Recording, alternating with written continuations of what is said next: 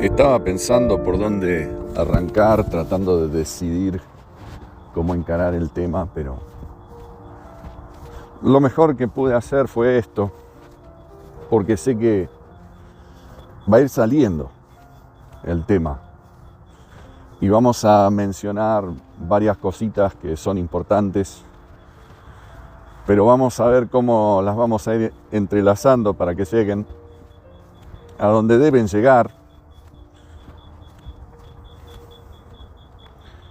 Y estamos hablando de los Nefilim. Supongo que se puede terminar con una M como para helenizar. Los Nefilim.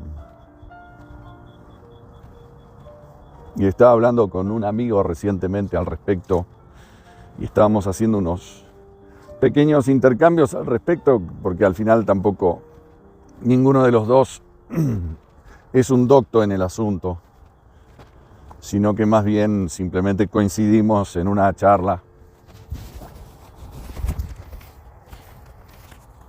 y por ahí decidimos perseguir, ¿no?, algunos puntos, y la hemos mantenido y sostenido por unos cuantos intercambios. Y salió el tema de los Nefilim. Vamos a llamarlos así. Creo que hay una castellanización del término, pero creo que se puede decir Nefilim. Entonces fuimos tocando los puntos más evidentes y creo que tengo alguna cuestión para aportar. El tema de los Nefilim. Y Génesis capítulo 6, y ahora no lo tengo para leer. Génesis capítulo 6 es el que trae el tema de los Nefilim.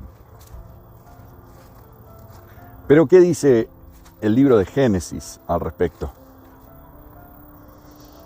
El libro de Génesis dice algo bastante básico y esquemático. Que los hijos de Dios notaron que las hijas de los hombres eran atractivas y se allegaron a ellas y tuvieron descendencia. Y que de ahí venían los gigantes, los grandes guerreros de la tierra. Y hasta por ahí, pero está bueno leerlo. Pero quiero decir que quizás da un detalle más que se me está olvidando, o que puedo haber pasado por alto. Pero es muy esquemático lo que dice el Génesis sobre los gigantes. Porque acá está la cuestión de estos gigantes, los Nefilim, los descendientes de esta cruza entre los hijos de Dios y las hijas de los hombres. El detalle está en que es bastante difícil por el lenguaje. Es bastante difícil dilucidar exactamente quiénes son los hijos de Dios, porque Adán fue llamado hijo de Dios. Y fue un hombre, fue el hombre. Entonces, los hijos de Dios, no digo que los ángeles y los seres celestes no puedan ser llamados hijos de Dios, pero que con toda seguridad los hijos de Dios son seres humanos. Los seres humanos son hijos de Dios. Eso es con toda seguridad. Pero entonces, ¿qué puede ser o qué pueden ser las hijas de los hombres? Pero que claro que son hijas de Dios también.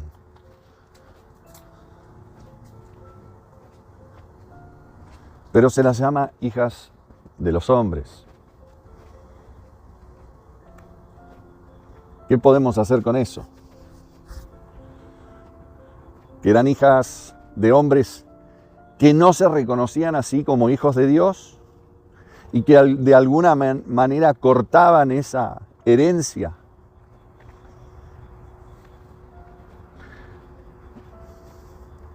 Dejaban de alguna manera de ser hijos de Dios.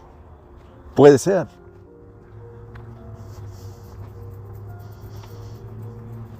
Pero si la interpretación es, los ángeles copularon con seres humanos,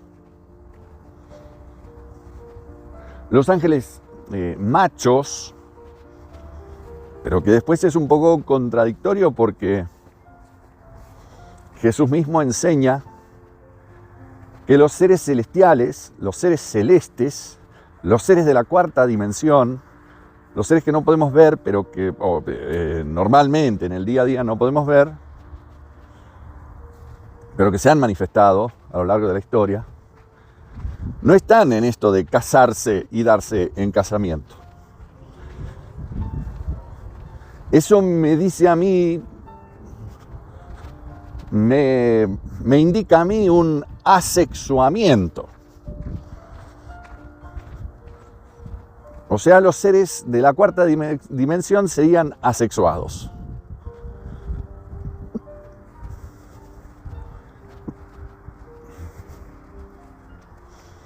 Los ángeles no procrean entre sí. Hasta donde sabemos,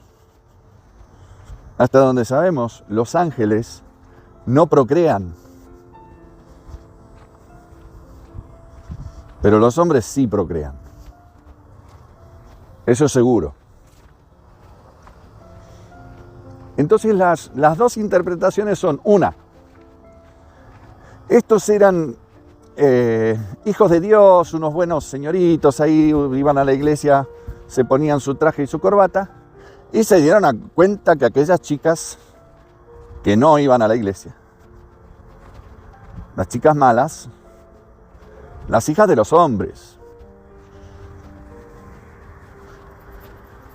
tentaban a los hijos de Dios y estos no resistían. Bueno, esa es una lectura. Y la otra lectura es, los ángeles vinieron a tener relaciones con los hijos, con las hijas de los hombres.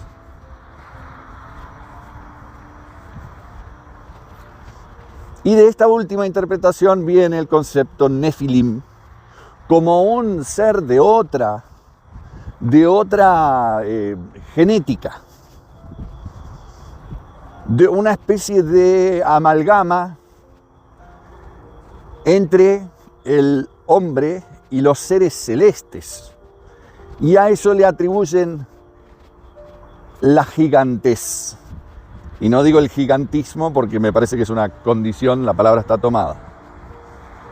Pero le atribuyen la gigantez un poco, ¿no? Un poco, a partir del hecho de que hay una fusión humano entre la tercera y la cuarta dimensión, pero que se da en este mundo material. Y así aparecen los gigantes, desproporcionadamente gigantes. O sea, seres de características humanas, pero desproporcionados en el tamaño comparado a otros seres. Superiores en tamaño, considerablemente superiores. Y eso queda atribuido a la intervención de los seres celestes.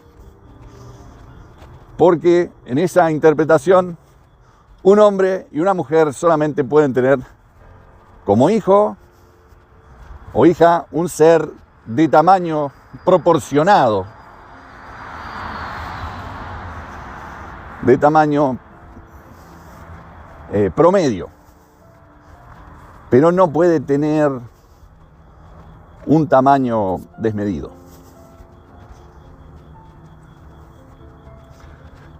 A pesar de que hemos visto en gran cantidad de casos, como puede ser Andrés el gigante de nuestra era, y veíamos que los padres eran dos simples mortales. Y después se dio el caso de aquel hombre que se acercó a los 2,60 metros, si no me equivoco, o más, y que difícilmente se podía estar en alguna casa por su tamaño. Y sus padres le llegaban al ombligo. Y ninguno de los dos era ángel. Y cuando se habla de los palmos, o de la medida del supuesto gigante Goliat, amigos, si ya estamos hablando de 3 metros, estamos exagerando en cualquier interpretación. Esto es menos que 3 metros. Y aparentemente en las tierras de Goliat, Gat, las tierras de Gat, denominadas Gat, este tema de los gigantes estaba dado. Yo no sé ya si había toda una raza con esas características, pero habían varios gigantes, de los cuales Goliat era uno. Pero que Goliat no tenía una altura muy superior a los gigantes que nos rodean hoy en día. Algunos que le sacan una cabeza a Shaquille O'Neal.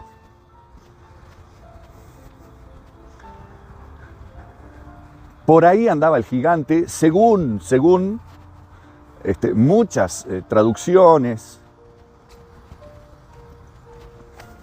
Se ha especulado que aún menos, históricamente se ha hablado de un tamaño de Goliat desproporcionado.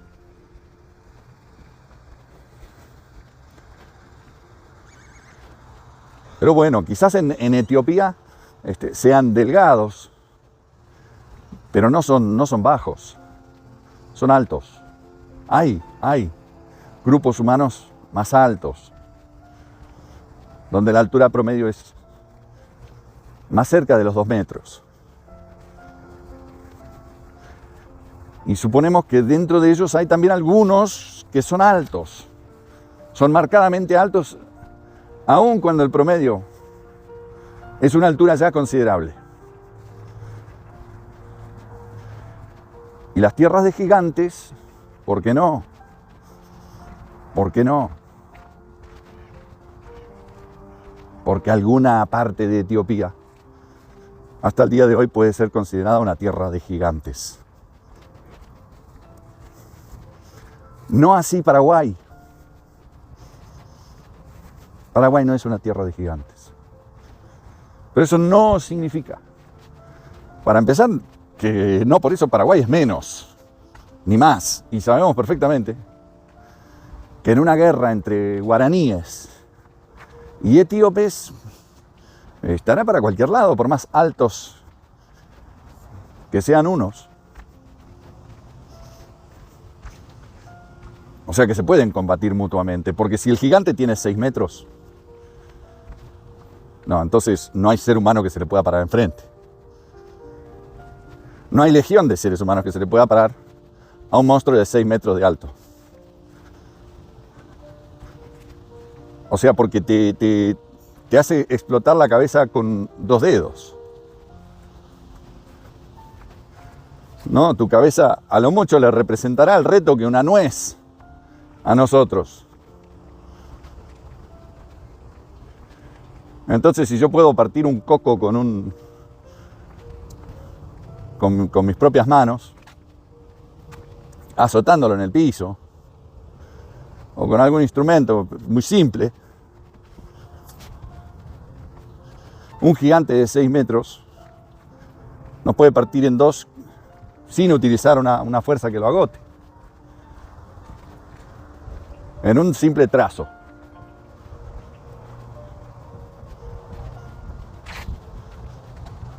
Entonces, la gigantez, ¿de dónde viene la gigantez? ¿Viene realmente de ángeles? ¿Hace falta tener 6 metros u 8 metros para ser un gigante? ¿O se puede ser un gigante a partir de los 2 metros 20?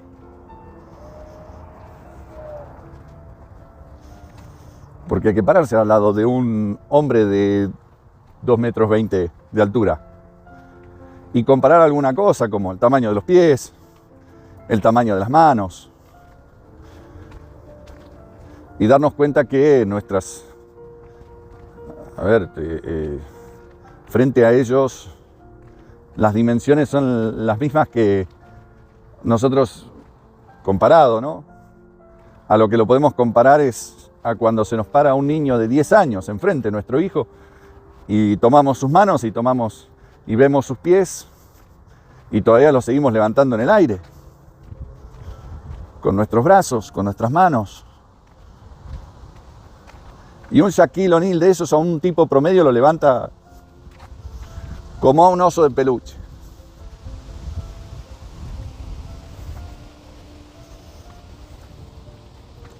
Entonces no sabemos si es tan valedera, tan válida la propuesta de que para que sean considerados gigantes tienen que tener 6 metros, o 4 o 3. Y que de alguna manera esos seres son seres mitológicos y los gigantes del pasado fueron tanto más gigantes que nuestros gigantes de hoy. No dice eso acerca de Goliat. Por ejemplo, la Biblia, que habla de gigantes. Que habla de gigantes. Pero yo me paro al lado de Shaquille O'Neal y yo digo, este hombre es un gigante. Yo no soy un tipo que en general oigo que alguien piense que soy un tipo menudo o pequeño. O sea que no tengo ya la predisposición de decir, ay, gigante, gigante. Quizás conozco a algunos seres que me ven a mí como un gigante. Si alguien algún día pasea por Oaxaca, por la ciudad de Oaxaca, me va a entender perfectamente. Que Gulliver no es tan descabellado. Basta con tener una cierta altura. Se puede ser un gigante en Oaxaca, sin ser un tremendo ser humano, el extremo de la especie.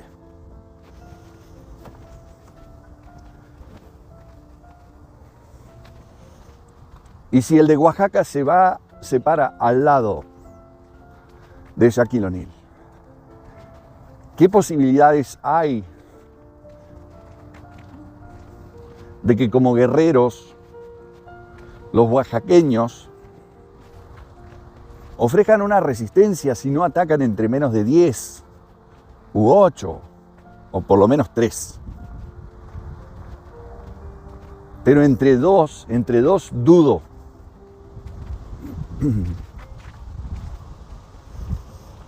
Con armas blancas o sin armas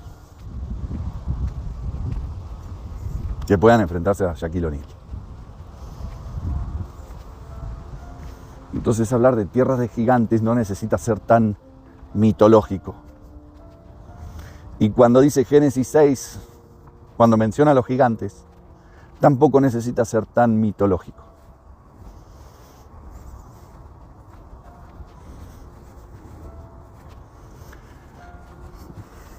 Pero hay una cuestión, hay algo que desequilibra esta ecuación, estas dos posibilidades de interpretación de decir simplemente hijas de hombres, hijos de Dios, posiblemente seres humanos,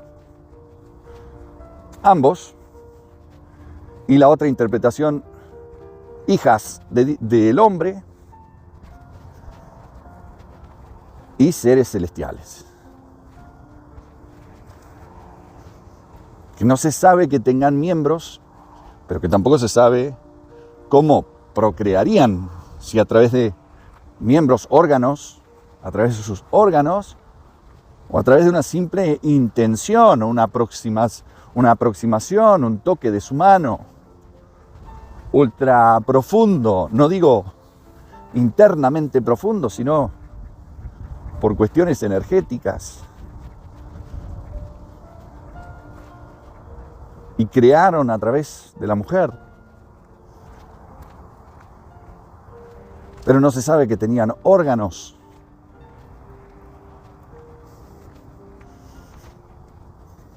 Porque hasta donde yo sé, cada órgano cumple una función.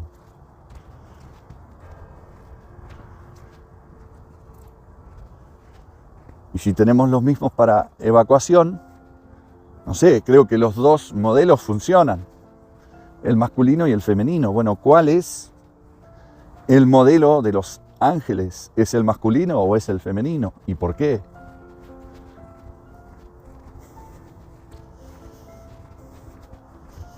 Independientemente de este pequeño debate, lo que desequilibra un poco esa ecuación, esas dos posturas, es el hecho de que el libro de Enoc, y no la Biblia, pero el libro de Enoc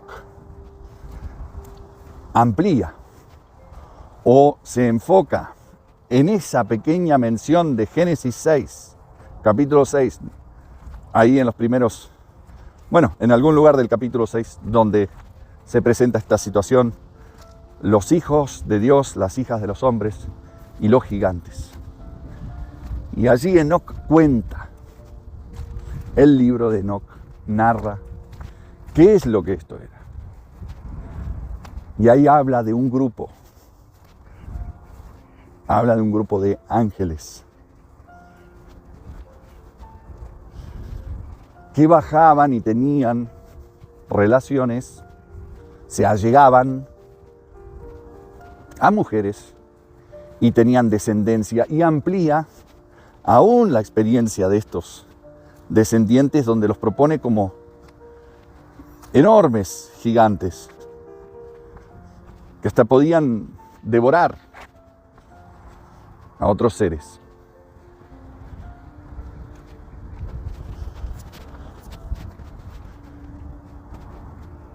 Y son varios capítulos, o el contenido, digamos, es extenso, que amplía esta cuestión de los Nefilim. Y si mal no recuerdo, hay un lugar donde dicen que eran del tamaño de cedros. Y entonces imaginamos un cedro, y estamos hablando de, vamos a ser conservadores, un cedrito, un cedrillo ahí, 10 metros.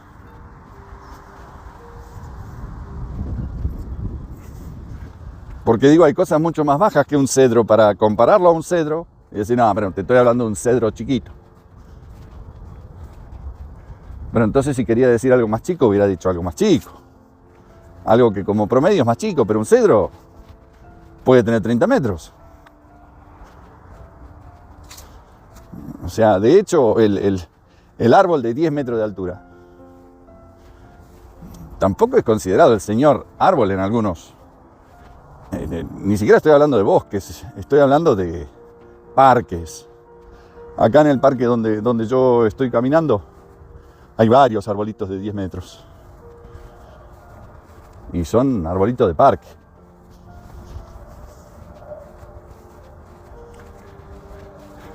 Y ahí está descrito. Ahora, el libro de Enoc. ¿Qué pasa con el libro de Enoc? Porque el hecho de que el libro de Enoc hable de estas cosas no implica que por lo tanto la cosa fue así. ¿Por qué no? Porque el libro de Enoc tiene, quizás no tuvo en un pasado su lugar entre las lecturas importantes que el ser humano puede realizar. Quizás está bien que leamos el libro de Enoc. Pero también debemos saber que el libro de Enoc no es la palabra de Dios.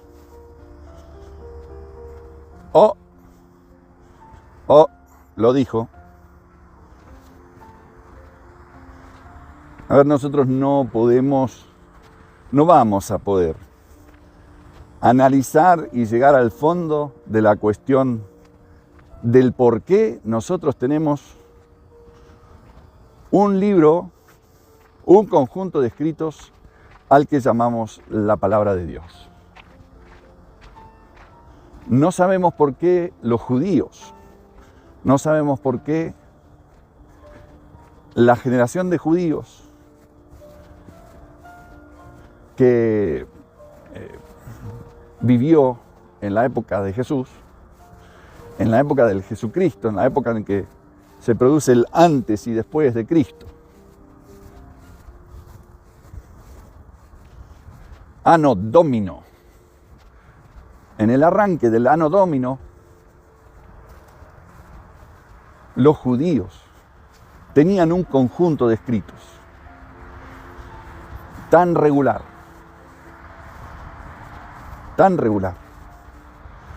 que Jesús, que los evangelios dan constancia. Y si vamos a todo el Nuevo Testamento,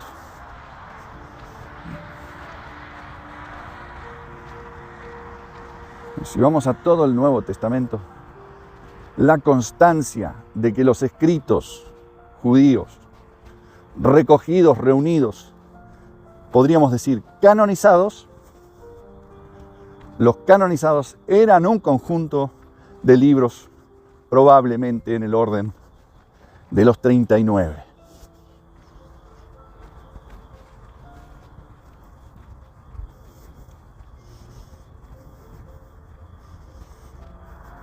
Y nosotros no vamos a poder explicar por qué hoy en día y en 1610,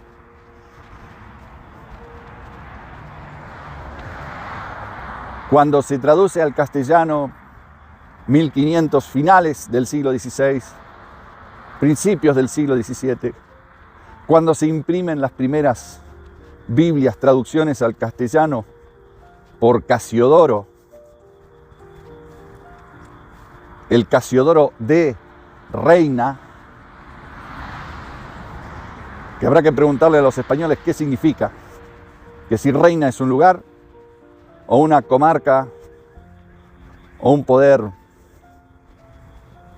pero Casiodoro de Reina, cuando escribe, cuando traduce al castellano un conjunto de libros que podemos tomar en nuestras manos hoy y decir, esta es la palabra de Dios. Y no lo vamos a poder justificar nosotros históricamente, y no nos corresponde a nosotros justificarlo históricamente. Simplemente sabemos que todo lo allí contenido es la verdad absoluta o el corolario, mínimamente el corolario necesario para poder apuntalar las verdades que nosotros tenemos que saber. Y si bien la carta de Judas, que está ahí insertada antes del Apocalipsis, y casi por lo único que la conocemos es por su brevedad y por estar antes del Apocalipsis. Pero el libro de Judas hace mención, la carta de Judas, que no es el Iscariote, no es el traidor de Jesús, sino que es algún otro Judas, de los tantos Judas que se habrán llamado Judas en esa época. Así como leemos sobre 3 o 4 Juanes por ahí dando vueltas. Hay varios Judas. Y parece que hay algún que otro Jesús por ahí también. sabiendo que hubo Josué. Entonces no sabemos si el nombre de Jesús era tan exclusivo o era un nombre común.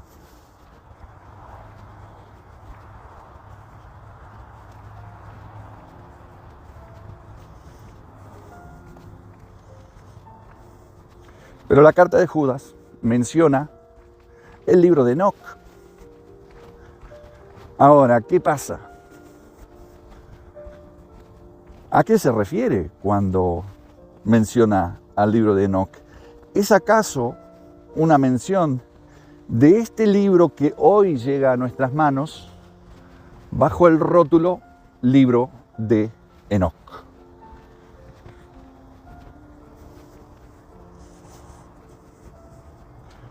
Amigos, no lo sabemos.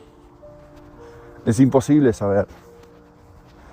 Porque la genealogía, la historicidad, el rastro histórico del libro de Enoc, en nada se compara a la del resto del canon bíblico. No se comparan al canon bíblico, a su historicidad, ¿no? Y a su rastro, a su huella histórica.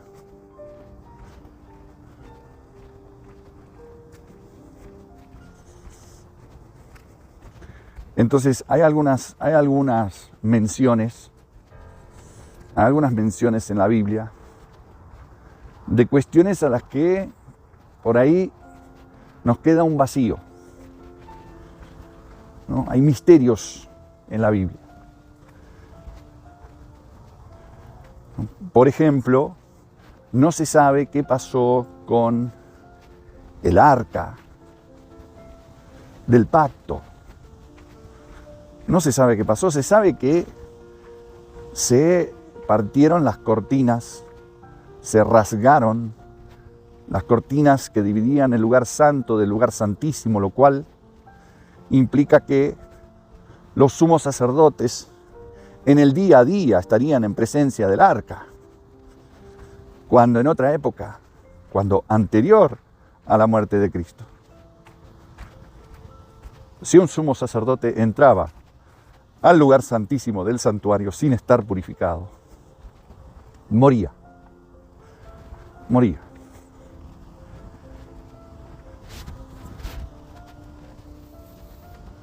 Y ahora el lugar santísimo expuesto al día a día. Y el arca allí, desprovisto ya de la presencia de Dios. Un mueble más. Parte del mobiliario de una casa anteriormente de adoración, de rito, de cumplimiento de promesas, de redención, de asilo, de refugio. Ya un edificio sin sentido, sin un sentido más que el arquitectónico, simbólicamente destituido de todo símbolo.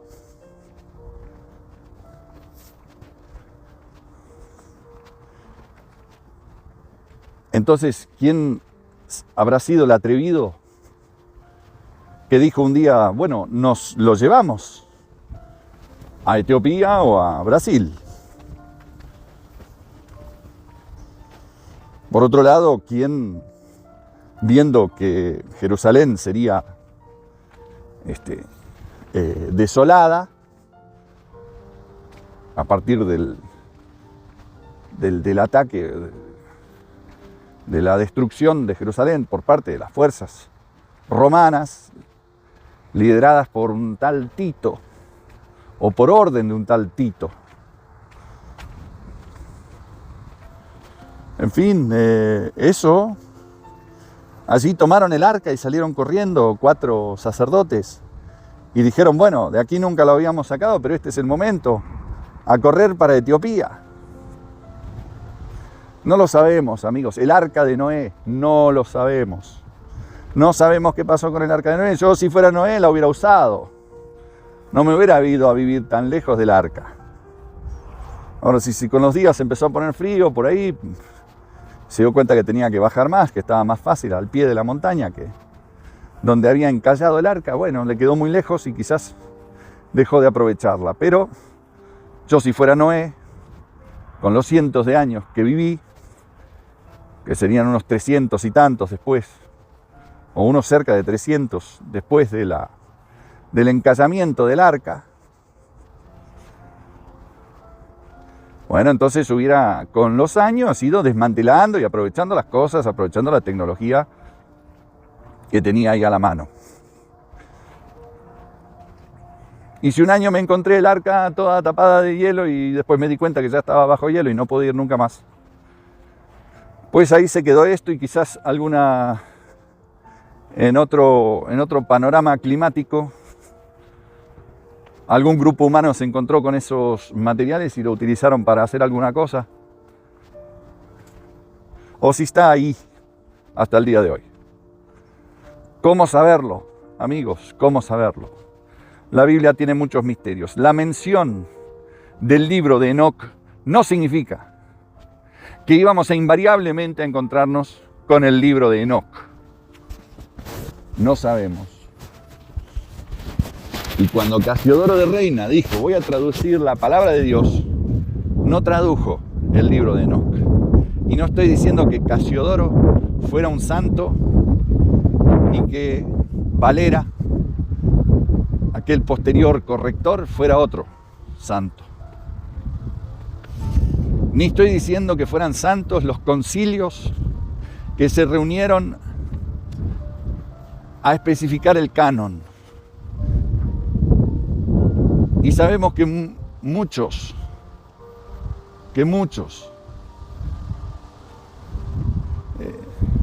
líderes religiosos, muchos teólogos del pasado han dicho, este y aquel libro, por ejemplo el Apocalipsis, por ejemplo el libro de Hebreos, no deberían estar en la Biblia. Sin embargo, esos libros allí están, y están hasta el día de hoy, y han estado. Y el conjunto que tenemos, que nos heredaron los judíos, lo tenemos allí. Y es el mismo conjunto que tenían ellos en la época de Jesús.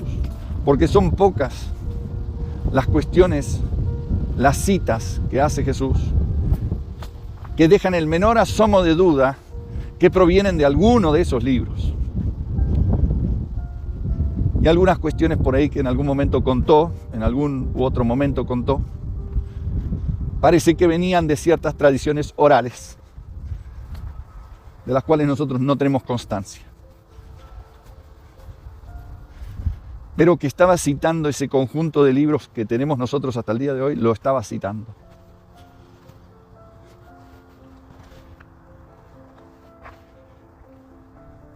Y no lo citó a Enoc.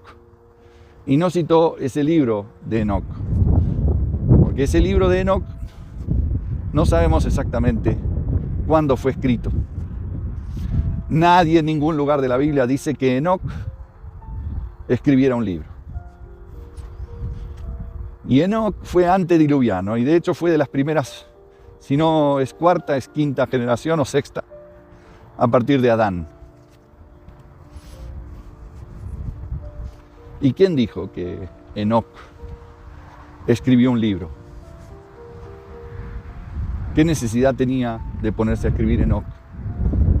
¿Quién dijo que la escritura era un medio importante entre los antediluvianos?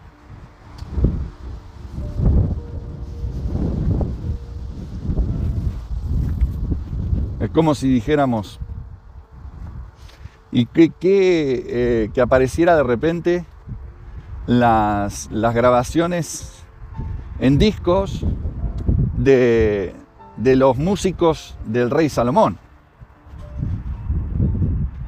Pero si en esa época no había grabadoras, en esa época no se grababa música, por lo tanto no vamos a tener las grabaciones. ¿Quién dijo que en la época de Enoc siquiera que se escribía? ¿Para qué? ¿Quién tenía que leer eso? ¿Qué acaso no podían ir y presentarse ante Enoc y preguntarle las cosas ahí sobre el momento? Si tanto tenía para decir, pero en ningún lugar de la Biblia dice simplemente, en ningún lugar de la Biblia dice algo de que Enoc esto o lo otro, simplemente dice que caminó con Dios. Y Dios no lo dejó morir, sino que se lo llevó al cielo, se lo llevó consigo. Y es un ser que no experimentó la muerte. Eso es todo lo que sabemos de Enoc. Y que fue hijo de tal, no sé si fue hijo, padre de Matusalén, no recuerdo ahora la genealogía. Y que pertenece a esa cadena que creo que proviene de los hijos de Set, evidentemente, no los de Caín. Entonces es descendiente de Set. Y ahí se termina la historia de Enoc. Pero de repente nos encontramos con el libro de Enoc. Aquí, hoy. Aquí y ahora. Nos encontramos con el libro de Enoc. Y está allí y se llama Libro de Enoc. Pero si mal no recuerdo, ahí adentro habla de gigantes de 20 metros, de gigantes de 10 metros o de 30 metros. Y a mí me parece que no. A mí me parece que esos monstruos nunca existieron. De hecho, encuentro un poco en esa historia de gigantismos, encuentro un poco como una especie de eco o paralelo con las criaturas gigantes llamadas dinosaurios.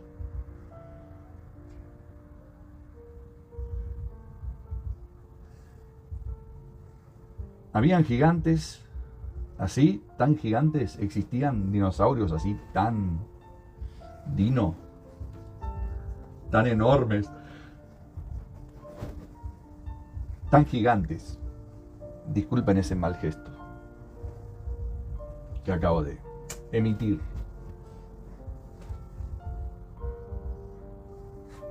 ¿Pero acaso existían esos gigantes?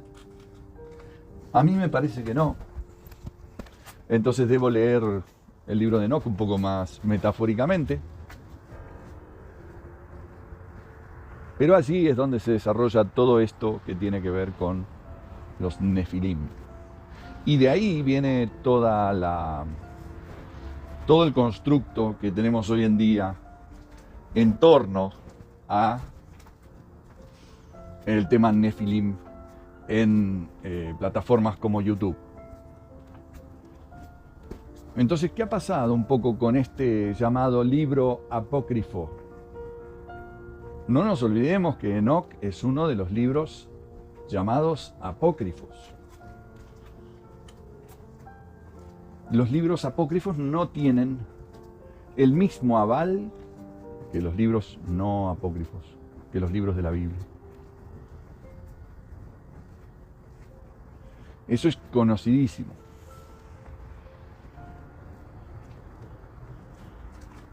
Hay una distinción.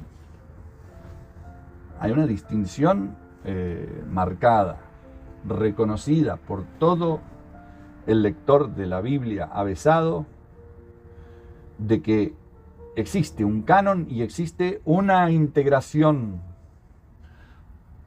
un adendo, un agregado cultural a la Biblia. En algunas Biblias, especialmente en las ediciones que patrocina la Iglesia Católica, o que tienen un vínculo, un aval católico. Allí vienen integrados, agregados culturalmente, los libros apócrifos. Y el lector avesado conoce cuáles de los libros que vienen aún en esas Biblias son los apócrifos. Pero ni siquiera en esas Biblias viene el libro de Enoc.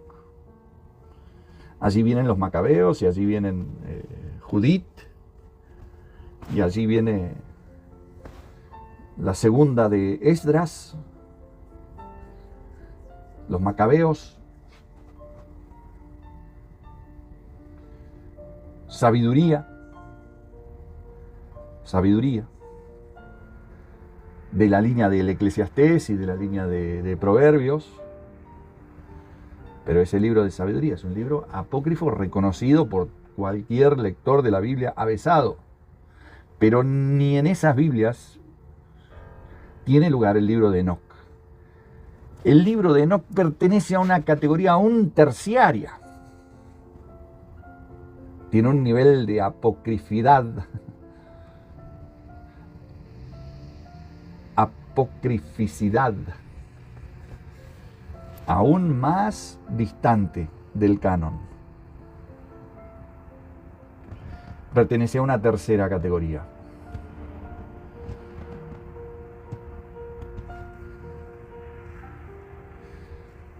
Y la evaluación que se pudiera hacer a lo largo de, creo que en este momento de la historia apenas estamos sopesando el libro de Enoc como para considerarlo, digamos, portador de una verdad oculta que de alguna manera que cambia mucho nuestro juego, nuestro esquema de pensamiento, porque allí aparece una tercera raza que son los Nefilim.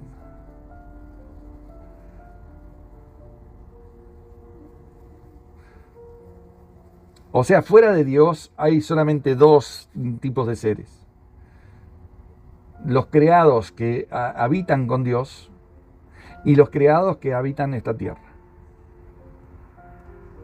Después, que si Satanás tiene vedado o está distanciado de Dios, pero sabemos que han tenido sus cara a cara.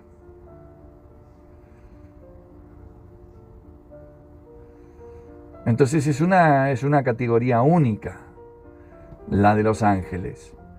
O sea, el arcángel Gabriel pertenece a la misma categoría de ser que el llamado Satanás. No son diferentes, bueno, en inclinación de su corazón sí, pero en su composición son idénticos. No han sido condenados a muerte, como el hombre, sobre el mismo día. El día que de el día que de él comieres, ciertamente morirás. Esa condena no tienen. Entonces permanecen en el tiempo. Aunque hay indicación de que tienen una condena los satánicos. ¿Y de qué perecerán? De una manera que el hombre no. O que el hombre tiene una posibilidad de no perecer. Una amplia posibilidad de no perecer.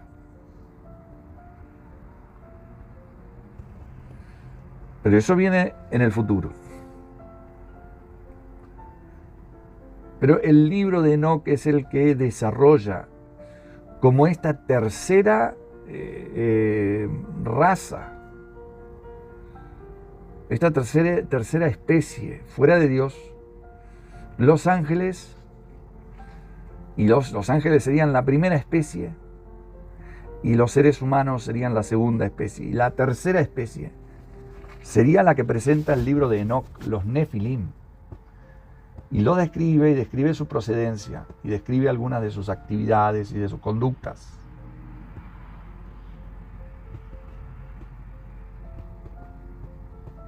Es una tercera especie, amigos.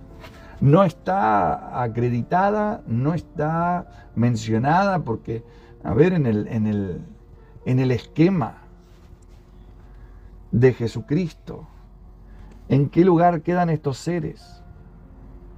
¿Son acaso hombres? Las promesas del hombre, ¿tomó Jesús la forma de un Nefilim y murió por los Nefilim? tomó una altura de 14 metros Jesús y murió en una cruz de 18 metros de alto.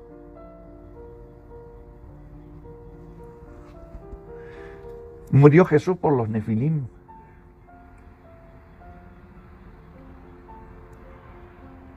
¿Es válida la muerte de Jesús para redimir, para cancelar, para restituir el mal de un nefilim?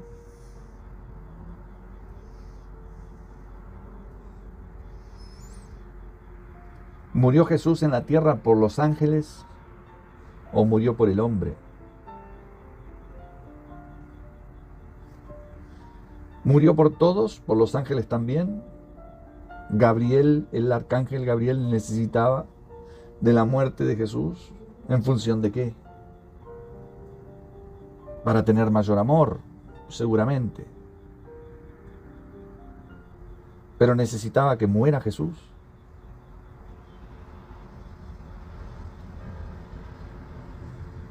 O sea, el marco, el corolario, la narrativa en la que está sustentada la muerte de Jesús no incluye, de ningún punto ni de ninguna manera, no incluye a los nefilim.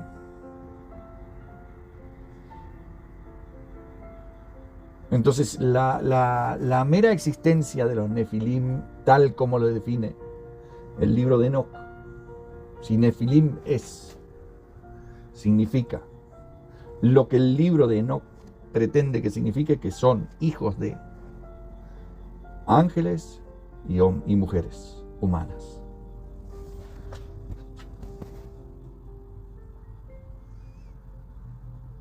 Si los nefilim son eso, estamos hablando de que son una raza diferente, son una especie diferente, son una amalgama. Porque si tiene el tamaño de un cedro, sus tentaciones serán otras. A mí pocas veces me da ganas de comerme a otro ser humano, pero supongo que si tuviera 6 metros, un vuelta y vuelta no me vendría mal unos taquitos al pastor. No, taquitos al pastor con queso. Por ahí el otro día, vi que andaba dando vueltas un gordito. A ver si me lo como esta tarde. No sé los nefilim, cuáles eran sus tendencias, ¿no? Porque el libro de Enoc los presenta como muy monstruosos. Incluso creo que hablan de romper los vientres de su madre desde adentro. Y sobrevivir, amigos, sobrevivir desde un vientre, romper y salir como quien rompe un cascarón. No sé, cada vez está más parecida a la historia de los dinosaurios. Los reptiles que rompen el cascarón.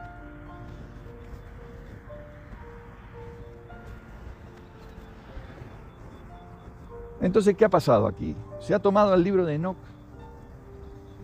Y si vamos a la respuesta que da hablar de nefilim y del libro de Enoc, vamos a ver que es una respuesta bastante amplia, porque todo eso pertenece a lo controversial, es el mundo de los misterios. Es una especie de historia que nos fue ocultada. Si nos dieron la tontería de la Biblia. Ay, qué inocentes hemos sido. Venimos leyendo esa Biblia aburrida, esa Biblia monótona, esa Biblia sin cuestiones así interesantes. Y nos habían ocultado todo el tema del libro de Enoc. No es así, no es así. O sea, tiene mucha cara de ser un escrito pernicioso en ese sentido. Porque de alguna manera ha venido a poner en segundo plano el resto de los escritos. No, y mal, digo mal otra vez. Vino a querer empotrarse porque allí habla de Enoc. De hecho, cuenta mucho de Enoc. Habla también de los astros, habla de del movimiento de los llamados planetas, de la luna, de los ciclos solar, lunar. Cuenta la historia de Enoc, cuenta sobre los Nefilim, cuenta sobre ciertos niveles de alguna suerte de infierno también. Lugares oscuros de la cuarta dimensión, lugares de castigo. Describe los castigos de los ángeles que tuvieron relaciones con aquellas hijas de los hombres y cuestiones bastante misteriosas, una especie de ¿cómo es esto de Dante Alighieri? En fin, lamento, mire, si seré inculto, que no puedo pensar en el nombre de esa obra tan conocida. Y bueno, por más que pienso y pienso, no viene. Pero así un poco tiene esos cortes. La Divina Comedia puede ser. Tiene cortes de la Divina Comedia, el libro de Enoc. Y a mí me está costando integrarlo. Y hace mucho que me he flexibilizado en un montón de cosas. Yo he sido capaz de ser flexible con mis posturas más arraigadas. He sido capaz de moverlas un poco para aquí y un poco para allá, de ponerlas a prueba. Y en algún momento también puse sobre la mesa el libro de Enoc y el libro de Jacer y el libro de Adán y Eva y otros escritos más. Sin mencionar los llamados evangelios apócrifos que también pertenecen a ese tercer ciclo, a esa tercera categoría de libros apócrifos, de libros. O sea, por detrás de los libros llamados apócrifos que vienen en las Biblias católicas. Mismas que jamás se han atrevido a insinuar que los evangelios serían más de 4. Mateo, Marcos, Lucas, Juan. Y algunas Biblias lo han puesto en otro orden. Creo que algunas Biblias ponían primero a Marcos. Pero son esos 4 evangelios. Y he puesto sobre la mesa mínimamente al libro de Enoc. Y entonces veo todo el sensacionalismo en torno a los Nefilim y el tipo de pasiones que eso despierta. Y yo me voy preguntando de qué manera este libro de Enoc me acerca a mí, a Cristo, o a Cristo a mí. Y no lo encuentro tanto. De hecho, me parece que no lo veo. No lo veo. Y el estudio de los astros, del que tanto se ha hecho un poco mención en el ámbito de tierra plana, simplemente habla de los mecanismos del Sol, de la Luna, de los astros, pero no implica ningún tipo de revelación mucho más allá de eso. De hecho, muchas de las cosas que dice ahí nos resultan incomprobables, como ser las ventanas de los vientos, ciertas ventanas que menciona, que son tantas o cuantas ventanas.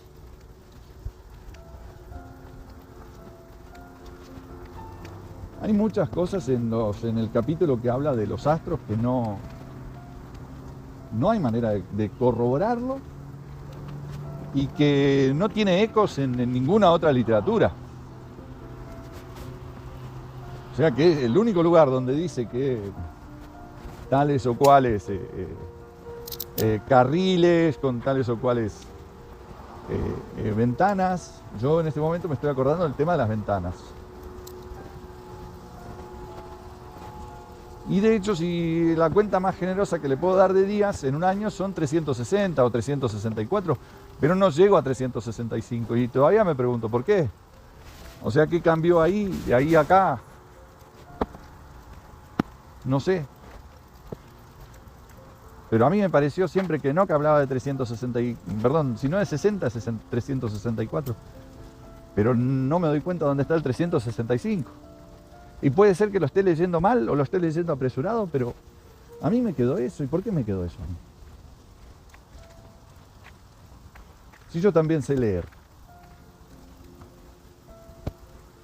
Pero bueno, puede que me equivoque, pero el hecho de que Enoc pudiera llegar a decirnos, el supuesto libro de Enoc, diga que el año tiene 365 días, o que los planetas se mueven así o asá.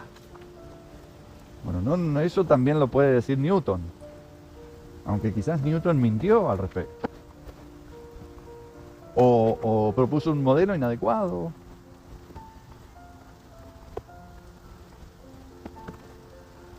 Pero no lo hace un libro de Dios. Que no que esté hablando del movimiento de la luna, de los ciclos de la luna y cómo se dan. Pero a ver, el que se sienta, el que reúne un conocimiento astronómico o astrológico, no necesariamente es un enviado de Dios. Si me disculpan aquí, los libros de la Biblia llevan el nombre de profetas. Moisés fue un profeta. Moisés fue un profeta de Dios. Josué fue otro. Josué hizo detener el sol.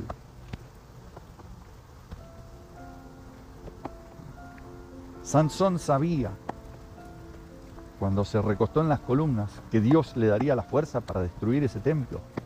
Sansón fue un profeta. Pero estuvieron en contacto con lo totalmente sobrenatural. Hablar de las estrellas y de los ciclos del sol no te hace profeta. Y para ser alguien que caminó con Dios, no me parece tan elaborado el tema de la descripción de los ciclos. Me parece muy ilustrativo. Y muy quizás a la par de cómo se llegó a elaborar y a desarrollar el modelo heliocéntrico, que tiene toda una descripción aleatoria o quizás caprichosa en algunos puntos, pero está bien desarrollado. Tiene una lógica. Y el libro de Enoc está desarrollado, esa parte, la de los astros. Pero eso no lo hace un libro de Dios. Un libro que necesariamente refleje una estrechez con Dios. Por lo que decía, no sé cuánto me acerca a mí, a Jesucristo, o Jesucristo a mí. El libro de Enoc. Y estoy casi seguro de que realmente no lo hace, desde ningún punto. No me quedó eso cuando lo leí y no me he sentido llamado a volverlo a leer. Me pareció que tenía unas capas de misterio que no tienen correlación, no guardan correlación con ningún otro relato de la Biblia.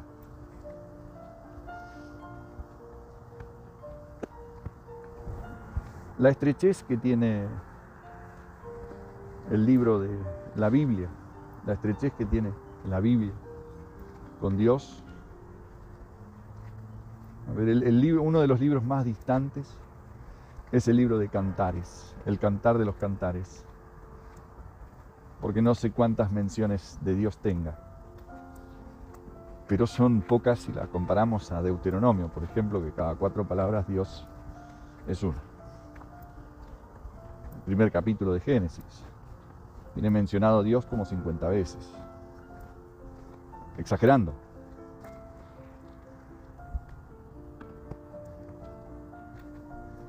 Y no es que el libro de Enoc lo tenga oculto al nombre de Dios, pero a mí no me quedó esa vivencia. A mí no me quedó ese fuego cuando leí el libro de Enoc. Pero sí me quedaron estos grandes gigantes dando vueltas por ahí. Y las cosas raras que contó. Eso fue lo que me quedó.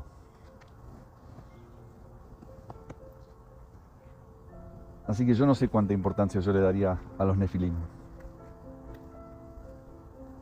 en toda esta cuestión, en nuestra cuestión.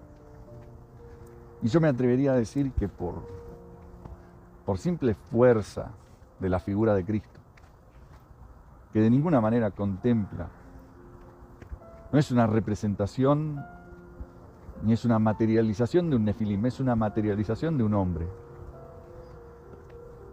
Y eso es lo que muere en la cruz. Un hombre con la fragilidad de morir como muere un hombre clavado en una cruz. Que no sé si se podría crucificar un nefilim. No sé si se dejaría llevar. No sé si dejaría que lo castiguen, permaneciendo mudo como cordero. No sé si de eso es capaz un nefilim. Lo que sé es que de eso es capaz un hombre, y donde pudiera sucumbir un hombre, la capacidad de un hombre, allí está la capacidad de Jesucristo de someterse al designio divino, y sufrir y morir en la cruz y cancelar a través de su sangre, cancelar toda aquella maldición proferida a Adán y Eva en el 3er capítulo de Génesis, y darla por terminada. Eso sé que lo hizo un hombre en mi lugar, pero no sé si incluye al nefilim en todo ese perdón. A mí me parece que no, por lo que creo que la posible historia, el posible desarrollo que se pudiera tener de los nefilim nunca debería exceder el marco de las páginas del libro de Enoc, del cual sabemos demasiado poco como para darle tanta importancia. Un abrazo grande, gracias por escuchar.